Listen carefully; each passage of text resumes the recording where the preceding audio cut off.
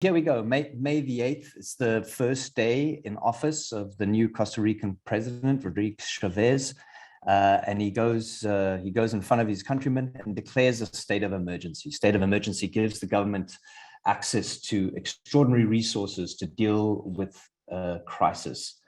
And the reason for that state of emergency is a compromise by the ransomware group Conti, who published the hack on their leak site the same way that they normally do. And Chavez, in his presentation to the government or to his people, explains the impact of the attack, and he calls it an act of war. He says we're at war, and there's no doubt about it. Now, I can understand why they would have called that a war from his perspective, because it was very bad. So over 29 government departments affected by this compromise. You can see on the left-hand side there from the ContiLeaks sites, over 670 gigs of data leaked on the site. The government unable to collect taxes at their borders, unable to process salaries, unable to deal with inquiries to their finance department.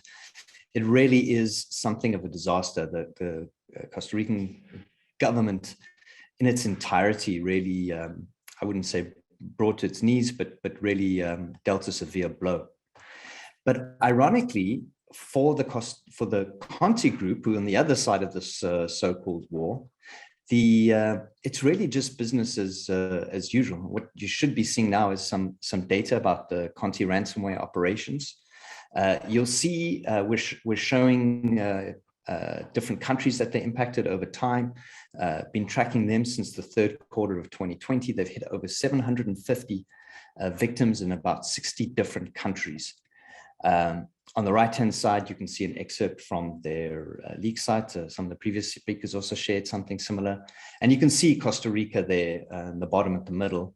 And you'll see that after that, when we took the screenshot, there were already 3 other victims posted.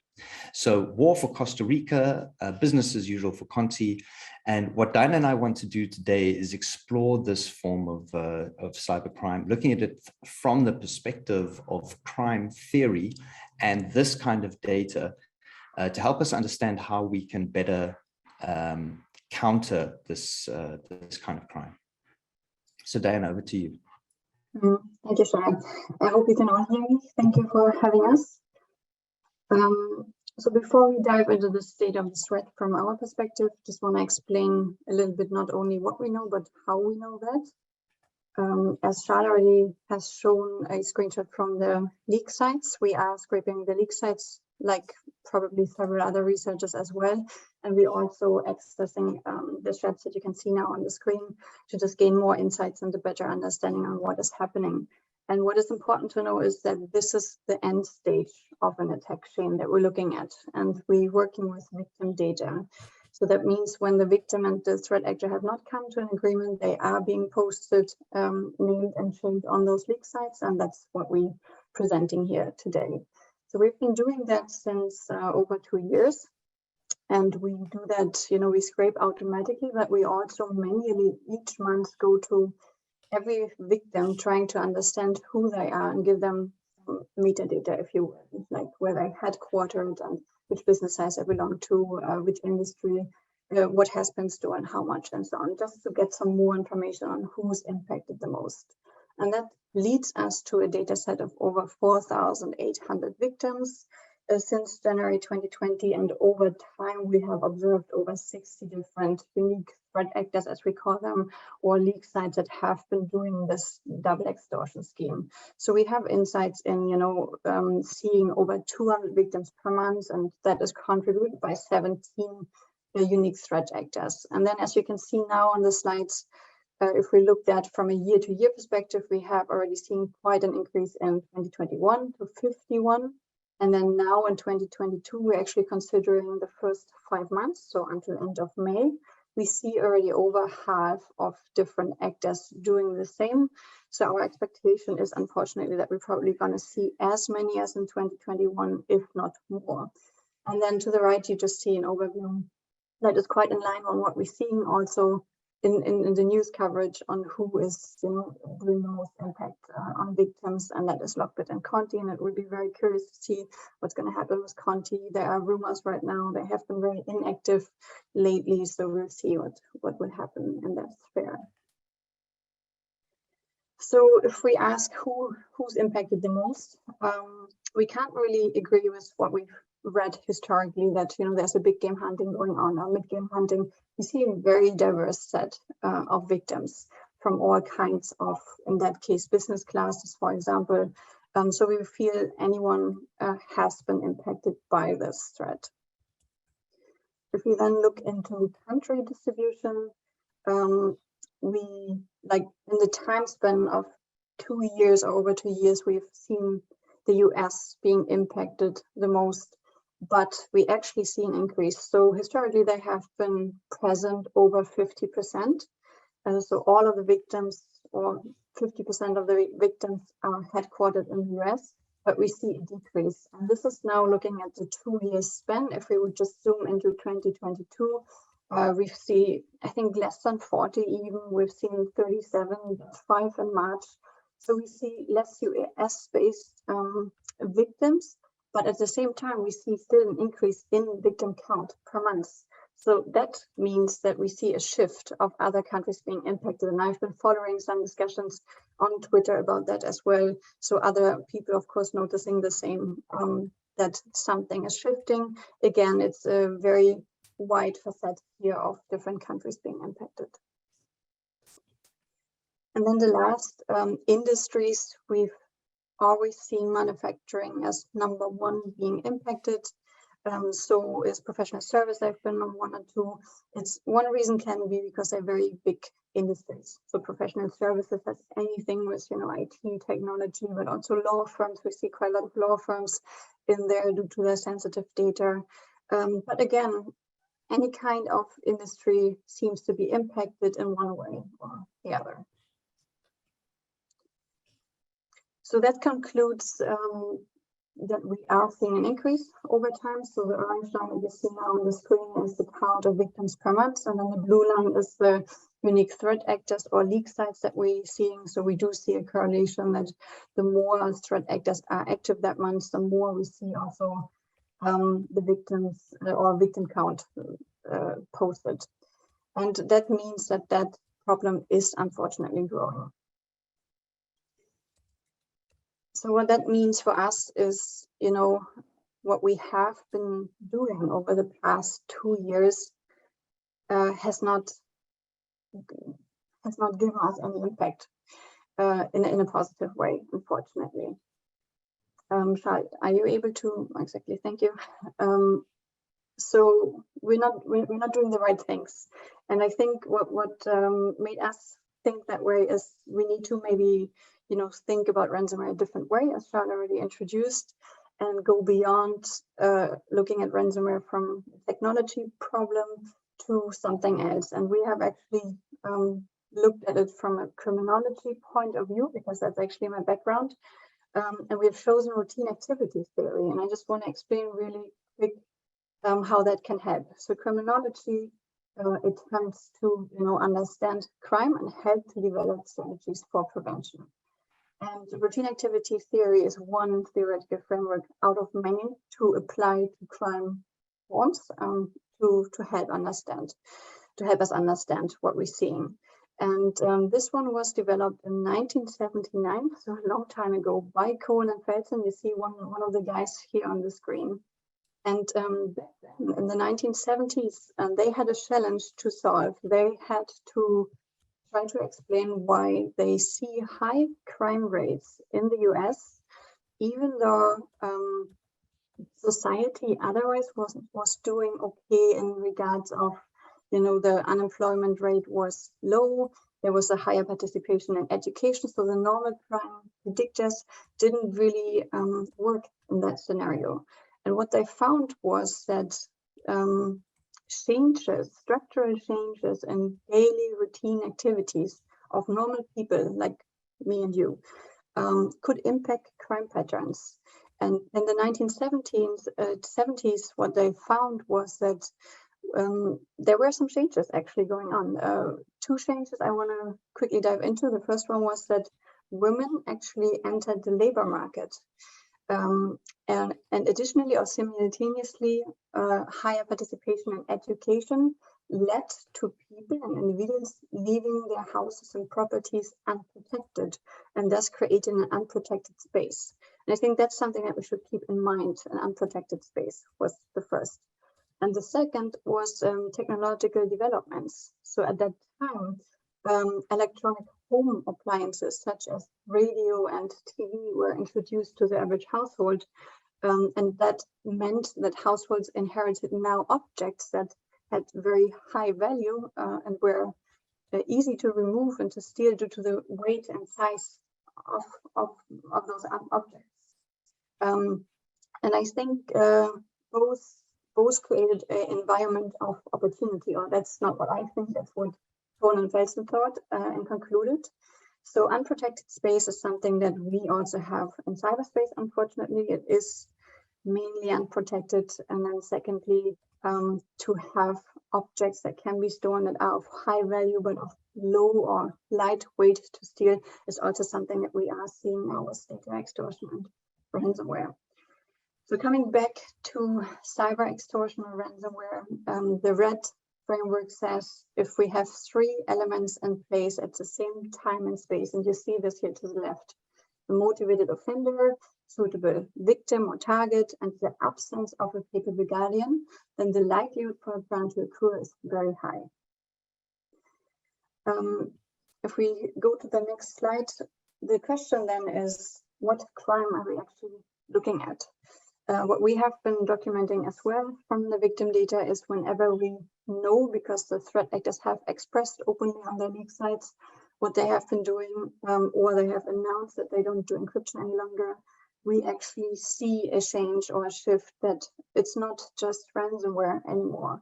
We actually see also data extortion, we see DDoS or threat to DDoS, we just see resale or just data exfiltration and using that for extortion. So what we're proposing here is actually that ransomware is not covering what we're looking at or what we're seeing as a threat. So we want to propose a new terminology calling this cyber extortion, or in small CyX, and it's still a form of computer crime that threatens digital assets in their confidentiality, in their integrity, in their availability, and using that threat to extort money. This is what we think, what we're seeing or observing right now. If we go to the next slide, so if we come back to the framework of threat, and then having agreed on calling this now cyber extortion, we see that we do have a motivated offender. Those are either the initial access broker that we've heard about today, the affiliates or ransomware operators themselves. The suitable victim is an entity in our case, so it's businesses, it's organizations that are being impacted. And then the lack of capable guardian can be law enforcement, so a formal guardianship can be a person or object, so object security controls, for example, or it can be ordinary people, social guardianship. So what we know from that theory is that if we manage to only disrupt one of those three pillars, we already increase or decrease the likelihood for the crime to happen significantly. And that's what we want to do now the rest of the time, to look at those three pillars and see how can we possibly disrupt them. I'll start with the first one. So the first one is the motivated offender. And as already explained, we see this as an individual or group of individuals with certain skills, and we will focus on operators and affiliates here. So if we think about how can we possibly disrupt them, I think the first thing that comes to mind is law enforcement. So we've been actually asking ourselves on a very high level analysis, you know, how effective is law enforcement in this regards of cyber extortion, the threat of cyber extortion? And I think we could say, if we look at a micro level, if we look at a specific group on their activity and the actions law enforcement has been taken successfully, we could say, yes, we see some effects here. So this is Revel looking at a timeline from left January 2020 to January 2022. And when they hit very high profile targets in July last year, something happened. We saw some law enforcement actions, and we don't see any activity any longer. Of course, some of us might know that something is maybe happening there. We've seen the block back online, but only time will tell what that means. So we could say on a micro level, we see that law enforcement has been effective. But if we zoom out a little bit and we look at the overall activity, so the blue bar charts that you see now is the victim count per month that we see on those leak sites, and then overlaying a little bit on which law enforcement actions have we seen in 2021, and have they shown any effect in volumes of activity, we unfortunately don't see an impact. And I think one reason is the biggest challenge of them all. It's a very flexible ecosystem. And if we look at the next slide, you can actually see when one group, and the green one that you see now in small bars is still Revel. If one group shuts down their services or their operations, just a week after, we see other groups taking that opportunity, taking that share of criminal activity. So it's very challenging for law enforcement to begin with. So to summarize the motivated offender, to the left now you see the attributes that we identify what a motivated offender is. And then to the right, we have a few strategies listed, but what we think would be the most impactful one is, of course, stroke off the money. Their motivation, their main motivation would be that to have an impact. I'm going to hand over to Charl now to look at the other two pillars. Right. I hope you can hear me and see the slides okay. So Dinah's described that this theory constitutes three components. We've already spoken now about the motivated offender and how we can potentially demotivate them. The next component would be the victim. The victim can, of course, be a person, or it can be an industry. It could also be a thing or a place. And really what we want to examine is what could be done, or what makes a victim suitable. So what makes a victim attractive to these cyber extortionists, and what could be done to make them less attractive. And the one thing we want to try and understand is whether there is a rationale, an observable rationale in how these victims are selected by the extortionists. Now, I'm not necessarily talking here about the initial access brokers. I'm talking about the affiliates and the operators doing the extortion. And the first thing we can do is look at the diversity in different industries being hit by these extortionists. And that's what you see at this graph here. So on the top left, you'll see that, for example, gangs like Conti, Black Cat, and Hive Leaks hit in excess of 20 different diverse industries. So amongst their victims, over 20 diverse industries. And more than half of all the groups that we're tracking have more than 10 industries in their victim lists. In other words, there's very little indication, looking at the victimology, that there is much intent in the selection of the victim, at least as far as industry is concerned. And another predictor or another factor affecting suitability might be the probability that the victim pays. So again, in observing the leak sites, we can infer, we don't know for sure, we can infer whether a victim has paid or not. And so if they were targeting industries with a high propensity to pay, then we would expect to see a correlation between victim numbers and payment probability. But in fact, we absolutely don't. So looking at the left of this chart, the blue bar shows the number of victims, and in manufacturing, you can see we have the most recorded victims in the manufacturing sector. But manufacturing actually has a sub 7% probability of paying, so it's relatively low. Sort of in the middle of the chart, if you can see where accommodation and food services are, you can see it's an industry that's hardly hit at all in terms of numbers, But amongst those few victims, we see that over 10% of them were willing to pay. So we don't see any correlation between the likelihood that an industry will pay and the likelihood that that industry will be targeted. What we do see, cutting across now, not to industry, but to country, what we do see is a correlation between the victim's country of origin or country of operations and the size of the GDP in that country. So the orange and green bars here showing the total number of victims year on year, and the pink bar showing the approximate GDP for that country in 2021. And you see almost a beautifully clear correlation between the size of the GDP and the number of victims. In other words, countries with bigger, more robust economies, more businesses are simply more likely to be hit. There are some exceptions on the right-hand side, Japan, China, and Russia, which are, India also as an exception, which are worth discussing, but that'll have to be maybe something for debate afterwards.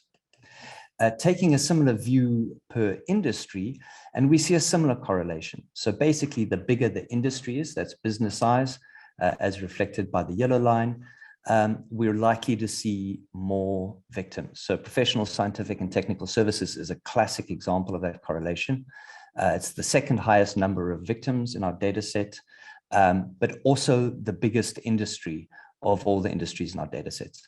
Manufacturing there, again, an exception worth discussing, but we believe that the manufacturing industry, although it's relatively small in our data set, has a high number of victims simply because that industry is immature from a security point of view.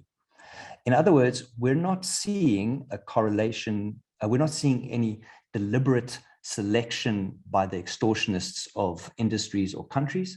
What we're seeing is something like the attackers throwing mud at a map on the wall.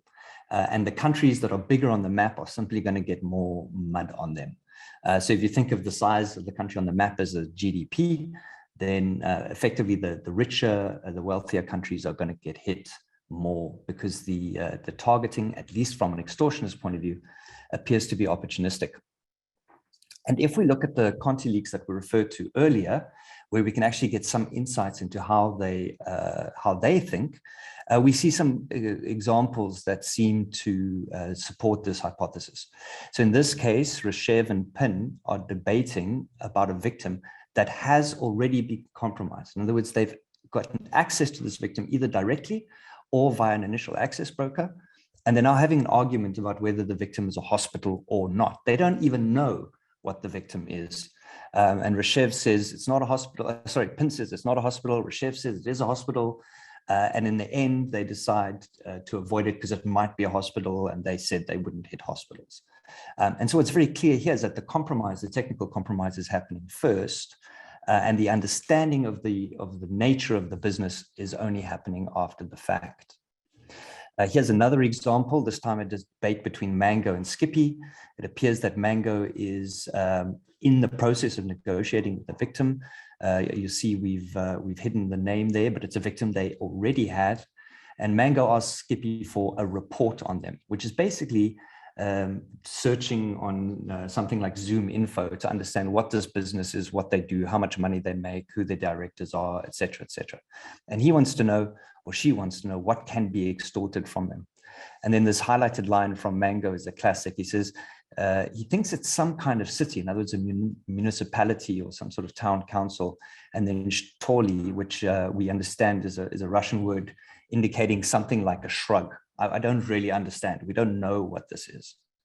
But this victim has already been compromised, which we think supports our theory that targeting from an extortion point of view is opportunistic. So what that says is that when we look at the suitability of the victim, this it's then attributes of the victim that determine how likely the victim is to get extorted. There's not deliberate targeting behaviors on the part of the technical attackers. So the attributes that the victim could control to reduce their suitability would firstly be to make themselves less vulnerable. And I think we've seen that buoyed out a lot already in the discussions. They can increase the inertia of their digital assets. In other words, make the assets harder to remove. And that could be using things like encryption, using things like data canaries, etc. They can try and minimize the time that the attacker has on-prem or on target. And then finally, we think the victim can decrease the value of their digital assets. But bear in mind, we're not talking here the value to the attacker, we're talking here the value to themselves, to the business themselves. So for example, by having backups, you reduce the value of that digital asset to your business. You can afford more easily for it to get stolen because you have another copy, basically. So that's considering the suitability of the victim. The last factor we have to consider is what Diana described as guardianship, which is a role which acts to protect the victim and deter crime. Now, that role can take the form of something technical, like a lock on a door or a chain on a gate, or it can take the role of a person, like a policeman or a neighbor. And as Diana pointed out, Cohen and Paulsson really emphasized that latter role, which is guardianship, what they call social guardianship. So guardianship that we get from our neighborhood, by our neighbors. But let's examine for a moment the effectiveness of technical controls. So in our industry, I think we tend to emphasize technical controls as guardians. So do we have locks on the doors, and have we added technology to our systems to make them more secure? And you would assume that the victims have not done that, right? That guardianship is lacking because the victims have not invested enough in security. But simply by looking at the revenues of the victims, it's very clear that there are literally thousands of very highly resourced victims amongst in our database. And that suggests that many of these victims will have had suitable best practice, best of breed security controls in place. And so we think it's safe to assert that guardianship in the form of technical controls is not being effective in deterring this crime. And the reason for that, we think, is very simple. It's because what we're dealing with at the other end of this crime is not your 400-pound hacker sitting in his mom's basement. What we're dealing with are sophisticated, well-resourced, highly motivated, and actually highly dependent crime syndicates that represent a kind of systemic threat. And a threat of that kind is not easily deterred simply by increasing the technical bar to entering your home or entering your shop or whatever the case may be. So if we look at the question of guardianship, as we said, there is this obvious fit of security technology. So it is it's tempting for us to say, well, guardianship must take the form of technical controls. But we think that this is proven to be ineffective. And in a paper we've published on the topic, I'll share the link in our room, we argue several reasons why we think that's the case. So what we think we need to do is to focus on the idea of social guardianship. Let's reduce our attack surface, not increase it by adding more and more technologies. Let's look to make the guardians visible in the same way that Cohen and Paulsson would recommend in the real world. And finally, let's examine the idea of community-based guardianship, where a community of the victims, not formal law enforcement and not the industry of vendors that sell security technologies, but a community of the victims starts working together effectively to watch each other's backs. And with that, I think we're exactly on time and have about 5 minutes left for questions. Thank you very much, everyone, for your time and attention. And please get our contact details from our room and take a moment to connect with us on LinkedIn and on Twitter, please.